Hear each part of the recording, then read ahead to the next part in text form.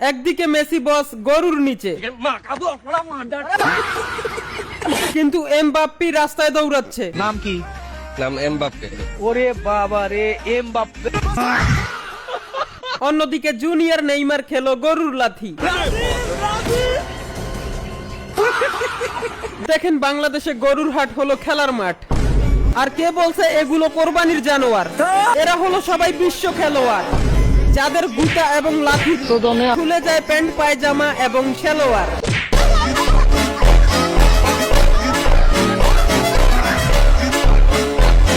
দেখেন বর্তমানে সব জায়গায় শুধু গরু আর গোবর।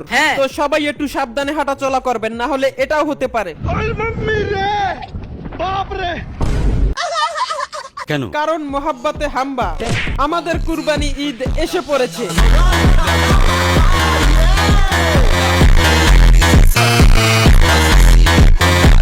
हेलो एवरीबॉडी, আসসালামু আলাইকুম। ওয়েলকাম ব্যাক টু এজ ভাই। आप कहाँ थे ज्ञानी बाबा? আমি আর আমার বন্ধু গাদাগাড়ি নিয়ে প্রতিবারের মতো গরুর হাটে গেছিলাম।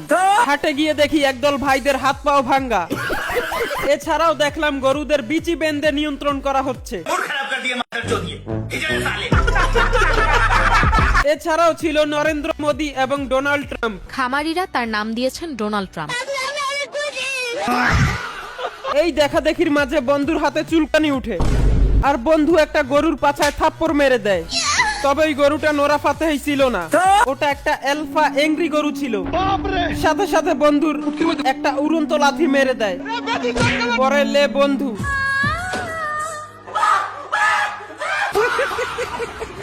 দেখেন আপনারা যারা গরুর বিচি এবং পাছা হাতাইতেই থাকেন, তাদেরকে বলে দেই গরু যদি কথা বলতে পারতো তাহলে আপনাদেরকে এইটাই বলতো। আর আমি এইটা বুঝি না গরুগুলো মেয়েদের সাথে যেমন ব্যবহার করে, আর আমাদের সাথে যা করে।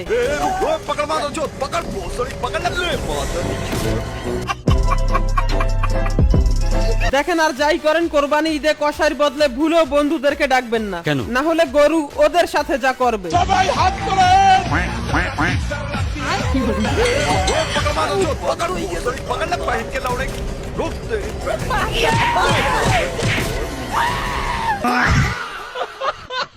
যাই হোক, সবাইকে ঈদ মুবারক। আর ঈদের দিন আপনাদের সবার আমার বাড়িতে দাওয়াত, কারণ আপনাদের জন্য এবার আমি কুরবানি দিতে কোলেস্ট্রল ও সুগার ফ্রি ছাগল কিনেছি। আর আমার বাজেট অনুযায়ী ছাগলটা হলো